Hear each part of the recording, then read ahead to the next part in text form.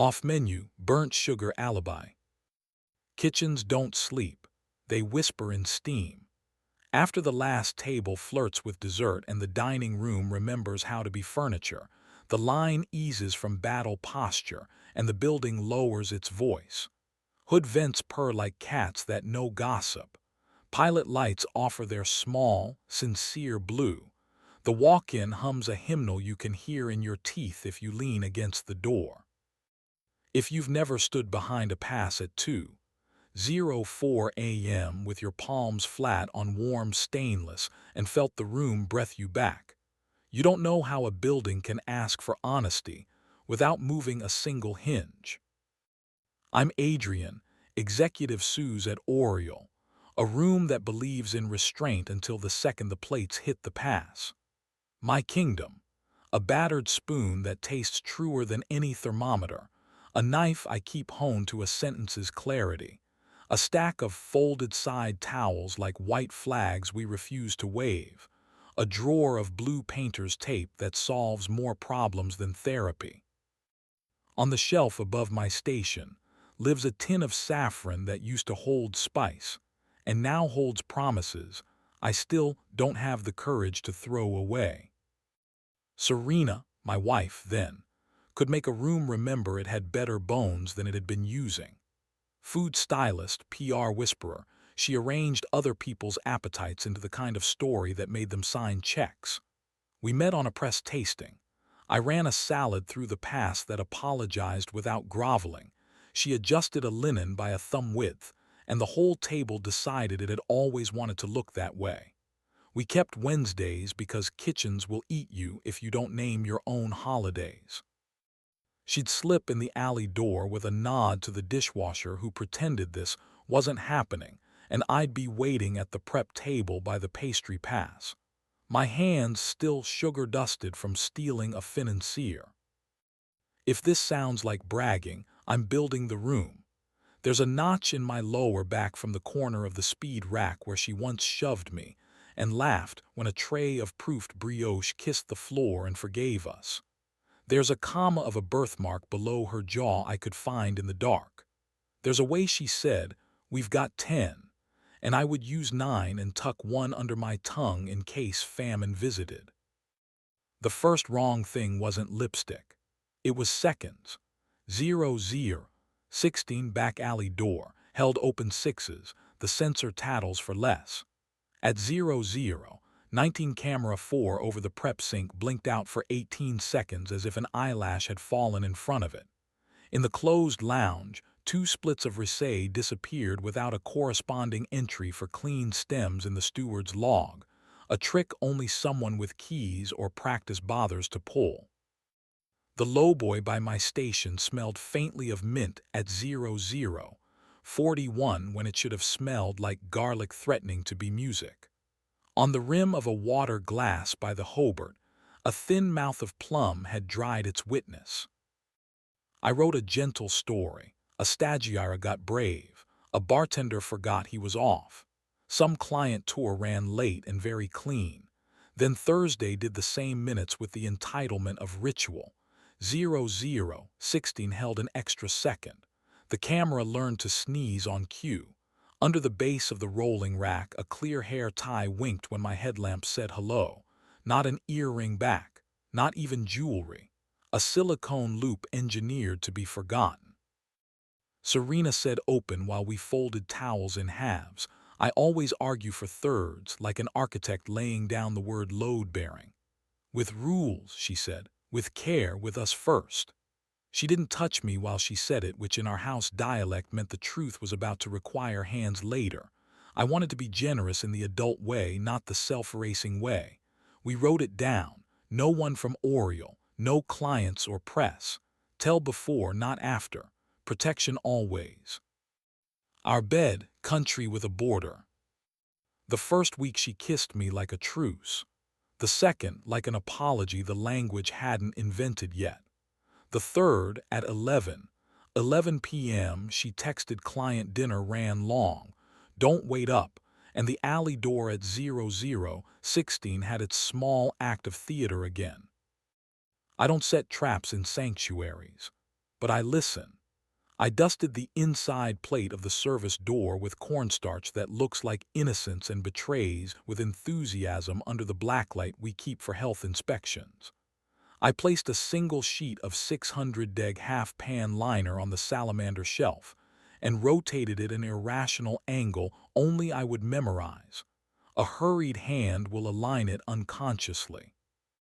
I slid a hairline of monofilament at shin height across the corridor from prep to pastry, not to catch, only to toll a bell in the stride of the ambitious. I reset the knife magnet so my petty sat just proud of its neighbors. A body in a hurry will bump it, and it only tells on thieves, not cooks.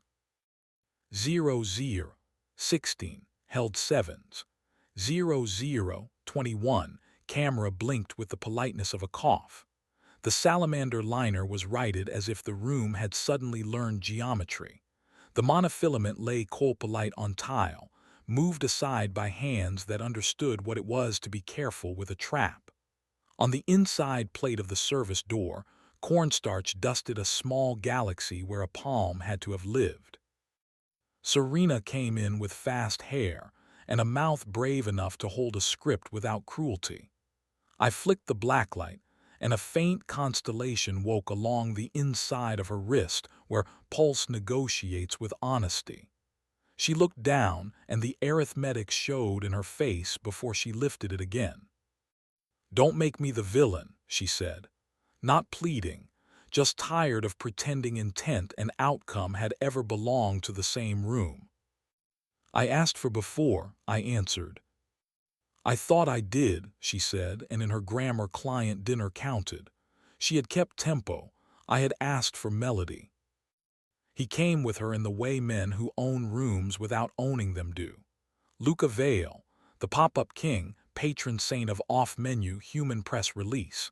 He staged 2 collabs at Oriole that made money blush. He wore a jacket you could describe with a whiskey and a confidence that makes other people misplace their spines. He didn't look at me so much as ask the stainless who was responsible for polishing it. "We'll go," he told the air, the hood vents, the idea of consequence. "We won't perform in here," I said, and I held the alley door because even kitchens deserve a little ceremony when asked to bear witness. God keeps the ledger on gas and flame. I'm only in charge of receipts. They walked into a night that smelled like yeast and taxis. I watched the door close, and the handle remembered my hand without forgiving anybody. We separated with competence, the ruthless kindness of people who have learned to carry breakables. Serena took the bar cart, the flutes, the blazer that could make a broom closet feel designed.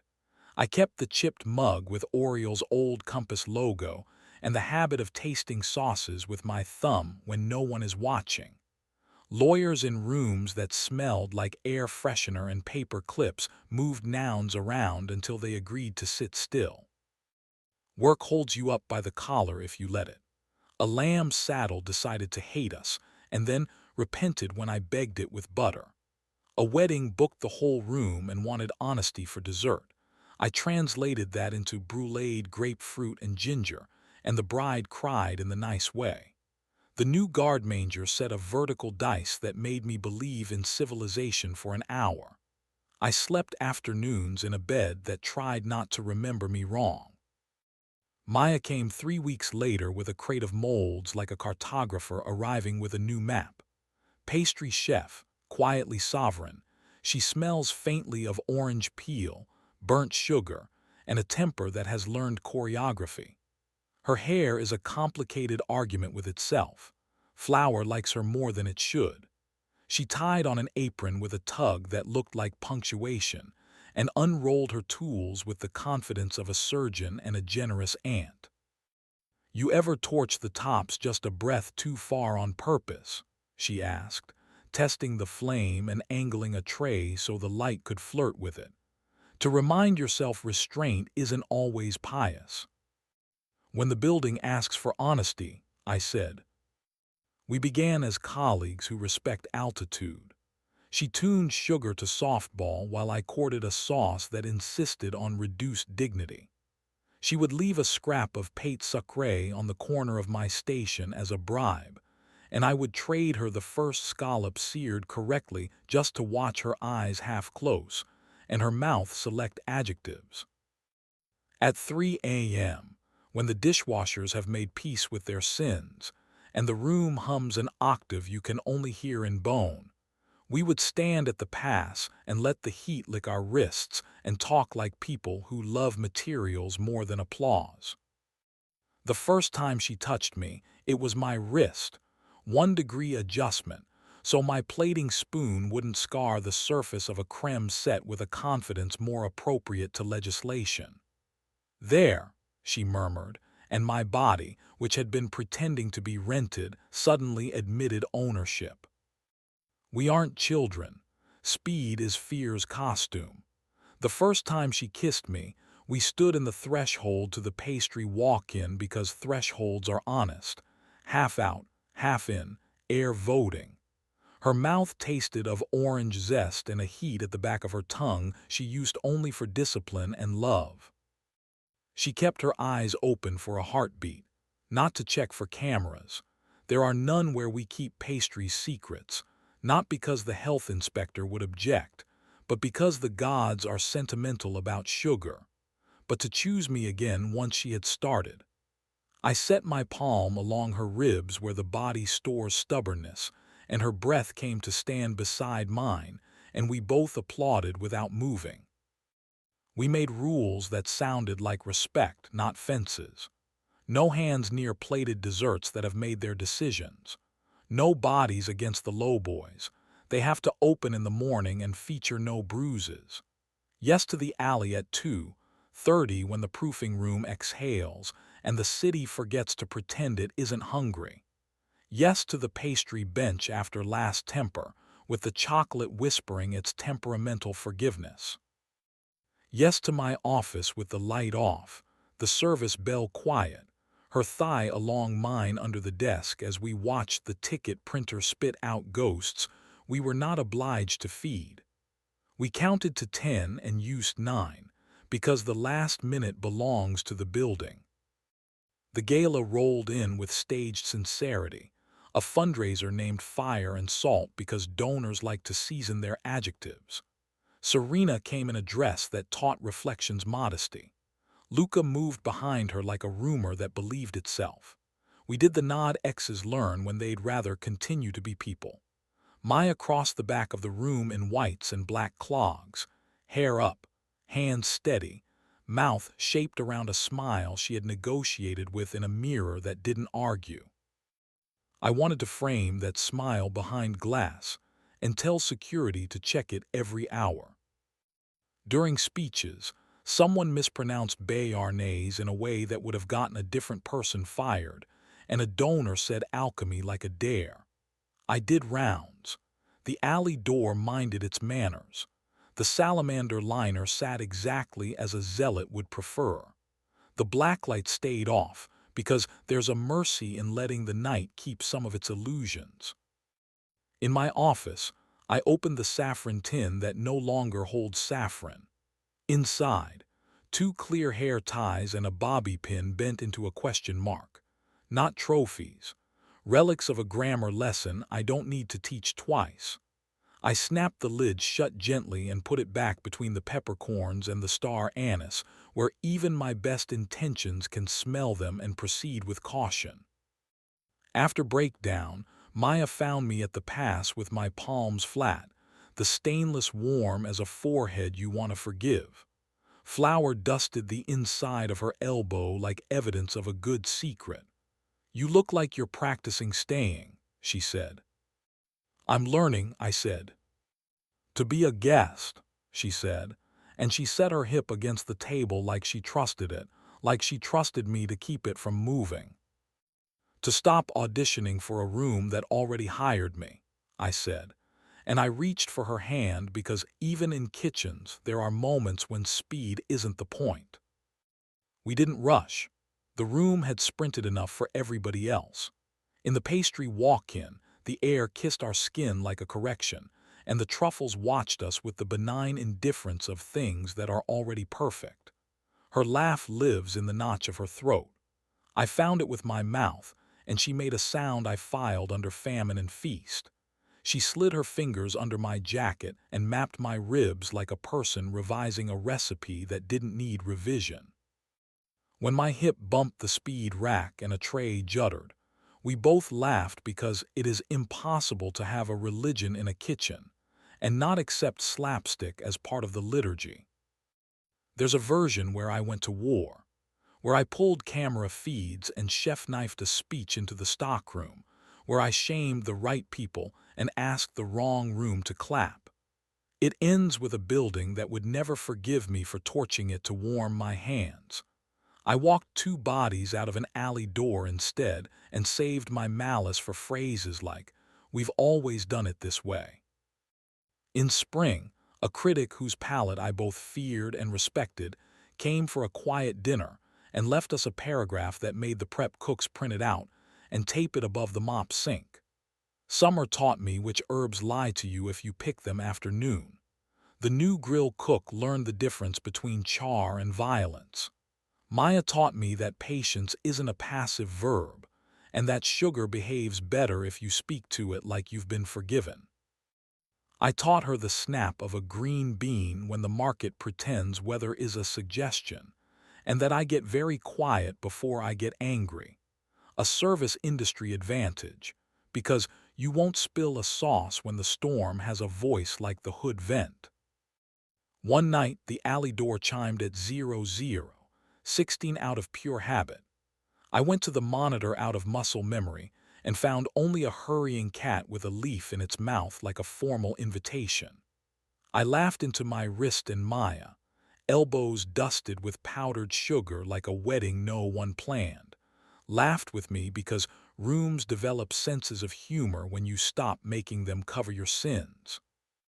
If you slip into Oriole on the wrong side of midnight, you might see a man in a damp jacket stand with his hand on a pass, as if he's teaching it to remember kindness. You might smell orange and caramel where no dessert should be, and then remember pastry keeps its own clock. You might see a woman in clogs rest her cheek against a forearm for a second that's just for her before she lets a tray of something glossy decide a room's mood. You won't see the saffron tin in my pocket because I don't carry it anymore. I leave it on the shelf where it can keep an eye on me. I lock the alley door and feel the burr under my thumb where everyone's story has rubbed the plate honest. I turn off the hood vents and the room hears itself and nods. I make the salamander harmless and listen for the small, clean click that means we've not lied to ourselves tonight. Maya steals my last clean minute because she can. I let her because that's the rule that outlived all the others. Tip the night. Kitchens don't sleep. They hold heat and secrets until the people in them deserve both. We have 10. We use 9. We fold the last under our tongues like burnt sugar that refuses to be bitter. When we step into the alley, the city smells like wet cardboard and oregano and the ambition of a bread truck. My hands remember where to go even when my heart forgets. The door closes behind us and the building smiles its stainless smile and the hood vents dream in blue. We go home, and in the morning the stock will ask for honesty again, and we'll hand it over with the kind of grace only people who have broken their own rules learn how to plate.